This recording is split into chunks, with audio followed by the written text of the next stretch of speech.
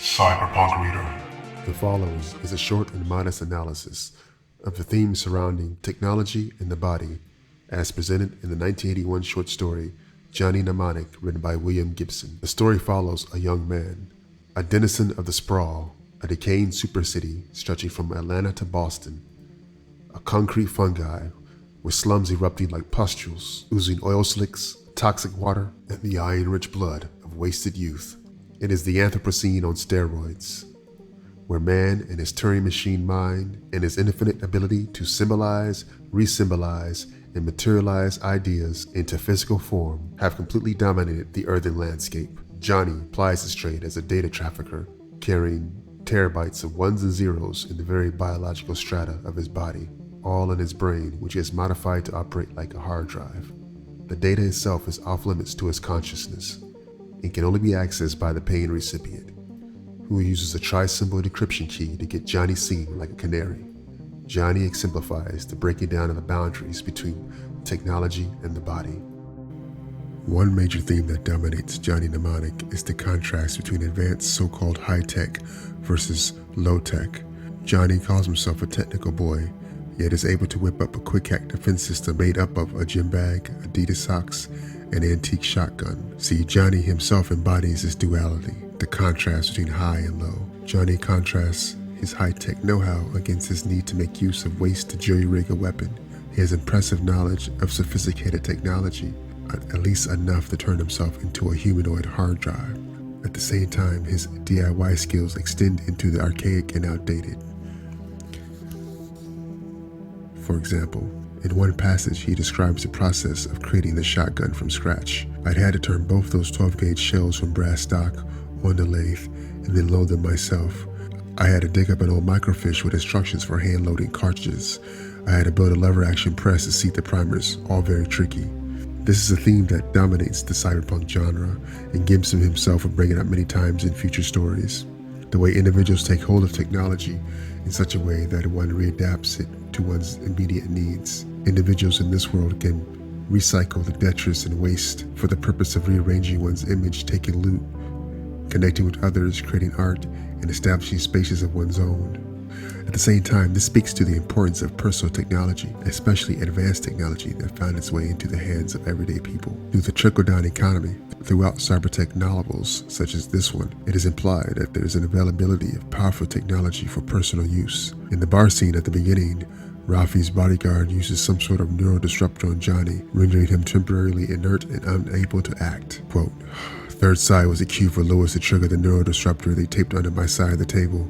I put everything I had into curling the index finger of my right hand, but I no longer seemed to be connected to it. In contrast, Johnny has to assemble a shotgun based on specs from a microfilm, suggesting that traditional guns are no longer available for buying off the shelf. Nonetheless, he finds himself outgunned because Ralphie has somehow been able to acquire high technology. High-tech personal defenses such as the neurodisruptor may be available, but are probably expensive and acquired through the black market. Of course, Johnny is a data courier, so one may wonder why he doesn't have more powerful weapons at hand to protect himself. Contra, his opponent has the ability to mute his nervous system with the turn of a knob. However, this disruptor still has to be operated, and the quick flick of some razor-sharp nails can sever tendons and break the hand needed to operate the nasty little device. Raw power is still personal, and despite the ubiquity of the virtual world, physical force can still trump fancy and expensive tech. For example, it seems that Johnny himself, as the data courier, is meant to disrupt the dominance of cyberspace in the exchange of information. This dichotomy of the high and low tech is summed up in the description of this scene. It must have been raining. Ribbons of water cascaded from a ruptured geodesic and splattered on the tile behind us. We crouched in the narrow gap between a surgical boutique and an antique shop. Here, the shattered domes of capitalist optimism, with their hopes for infinite yet sustainable growth, overshadowing the dual antagonisms of the cyber age. The retail shops that Johnny and Molly have found themselves exemplify this. The surgical boutique that promises the future built on style and tech, and nostalgia being sold but still available to be repurposed into crude utility for those with imagination. Low tech.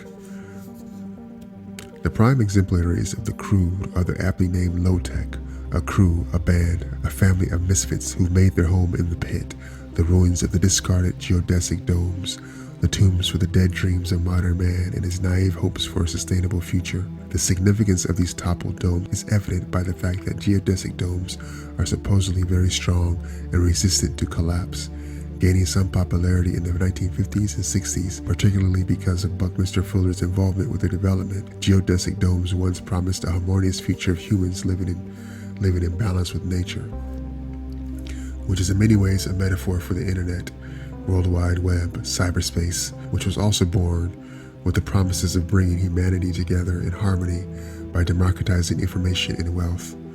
A geodesic structure is a spherical structure. A geodesic dome is a spherical structure that is constructed out of interconnecting lines rather than that of a curved surface. The virtual world is often conceptualized as a globe of clean, interconnecting lines that can transmit any bit of information by way of these lines.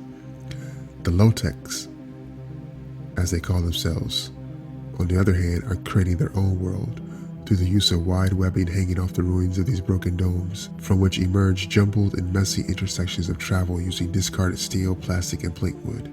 The low-tech, though, like Johnny, also embody this kind of duality, this tension between the high and low-tech. It's implied they disavow high technology, but they have surgically implanted canines taken from the bodies of disused Dobermans. Gibson describes them as being beastly. On the other hand, the emissary for the world of the pristine upper level, the powerful and wealthy, who have extensive access to the deadliest and subtlest of personal technology, is the calm Yakuza assassin. Johnny describes them as such, looking like your standard tourist tech, in plastic zoris and a silly Hawaiian shirt printed with blow-ups of his firm's most popular microprocessor. A mild little guy, the kind most likely to wind up drunk on sake in a bar that puts out miniature rice crackers with seaweed garnish. He looked like the kind who sings the corporate anthem and cries, who shakes hands endlessly with the bartender, and the pimps and the dealers would leave him alone, pegging him as innately conservative.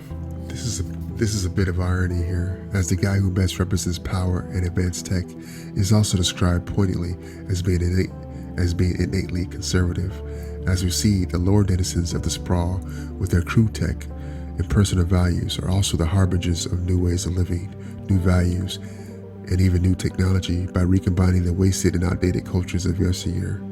This clash between the high-tech conservative versus the low-tech new tribes comes to the fore in the killing floor, integrated into the self. For many of the characters, the advanced personal tech is integrated into their very bodies. Johnny has modified his brain to hold external data. The stored data are fed in through a modified series of microsurgical contra-autism prostheses.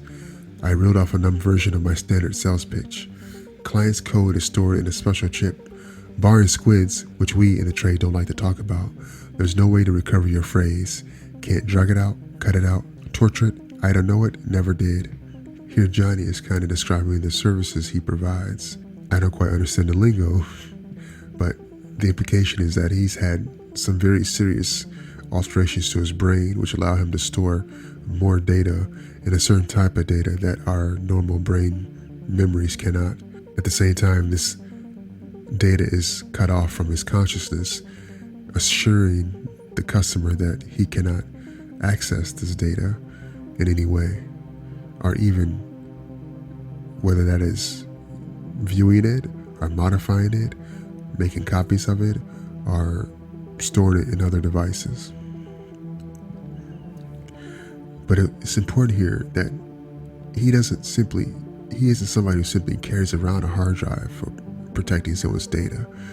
He has it integrated into his very self, into his very body. Why this is? Why? Well, it may offer a measure of protection.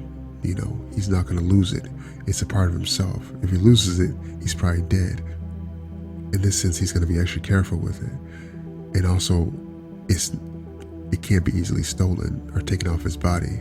Someone has to actually go in with a squid, which we later find out is a piece of really high advanced methodology created by the military for accessing such data. Additionally, he doesn't have to worry about accidentally losing it or leaving it somewhere or it being corrupted. The client has sole access and he is solely the courier. We find another example of how technology is integrated into their body with Ralphie's bodyguard, who is described as being beefed up kind of a muscle man, and it's kind of implied that his muscles are artificial, that he's been modified, getting surgical implants or something. Of course, as I mentioned, the low-tech have beastly canines implanted in their mouths, which they have probably done as much for utility as a weapon as they do as a projection of ferociousness and dogged force. One of the most dominant themes of cyberpunk is, which is kind of incorrectly called cybernetics, the way people modify their bodies themselves to give themselves, the way people modify their bodies to give them special abilities, advanced abilities, make them stronger, smarter, more like a computer, more like an object, deadlier. We'll also see that this is done for purely stylistic reasons as well. Another example, of course, is the Yakuza assassin, who possesses a deadly thumb that will make any hitchhiker envious. The way I figured it later, they must have amputated part of his left thumb, somewhere behind the first joint, replacing it with a prosthetic tip and cord to stump, fitting it with a spool and socket molded from one of the Ono Sendai diamond analogs. Then they carefully wound the spool with 3 meters of monomolecular filament. This filament, when wielded with a smooth control and finesse, has the ability to shear a portly man into 3 slabs of meat. And then finally, there's Molly herself, who is noted for her deadly lady fingers, a modification that adds a feline finesse to her crusty punk aura. And she showed me her hands, fingers slightly spread. Her fingers are slender, tapered, very white against the polished burgundy nails. 10 blades snick straight from the recesses beneath her nails, each one a narrow double-edged scalpel in pale blue steel. Sure I am, Ralphie. A nice meatball chock full of implants where you can store your dirty laundry while you go off shopping for people to kill me. From one perspective, by integrating technology directly into his body and offering himself up for sale, Johnny has reduced himself to the status of a human hard drive, caught up in an alienating system of naked exchange. He is ultimately expendable, as is the Yakuza assassin who is after him. They are both contractors and commodities. The product they offer is inseparable from their bodies. If the data has to go, so goes Johnny. Similarly, the Yakuza tourist is adjusted to be an agent with an expiration date, someone who is constructed to play a role rather than merely a hired agent or valued employee. As Molly says, your boyfriend back there was mostly grown in a vat in Chiba City. He's a Yakuza assassin. Maybe Molly is not being literal, but the implication is still strong. He is a product himself. This is one possible outcome of the accelerated economy, the full union of the consumer and product. In a traditional capitalist economy, there is a codependent relationship between the producers and consumers, but they are ultimately distinct, existing in a synergistic, if not antagonistic, relationship. However, in a fully realized capitalist economy, where profit margins are slimmer and slimmer, waste accumulates, and the consumer products dominate the systems of demand, you get a place where relations of production may be flipped, where the employee is manufactured, mass unemployment destroys the consumer base, and technological monopolies explode, leading to the workplace turning to either specialized self-employed contract work, like Molly, Ralphie, and Johnny, or like a low-tech banding together to form networks of recyclers, reusing the waste of yesteryear to create products for use and resale. The leftover power conglomerates rely on a small elite to retain executive functioning and otherwise create their army of automatons and agents, and or rely on outside contractors to retain control and competitive edge. Companies still produce, but their products are increasingly bespoke, made for the special customers or boutiques. Mass production is dead. In Johnny Mnemonic, we have a character who embodies various forms of agency, from the calm yak assassin, who is bound to carry out his duty, to Johnny, who is a contractor, but because of the nature of his work is reliant on recipients to be free of the product he moves. As we see with Ralphie, if he is caught with unwanted data, he cannot so easily remove it from his head. And when he does become capable of doing so, he is put in a compromised mental state. Johnny is contractor, but human object, bound to the product he moves. Molly, on the other hand, is the fullest free agent in the story, enhanced and capable. She has control over her body and choices like no one else in the story.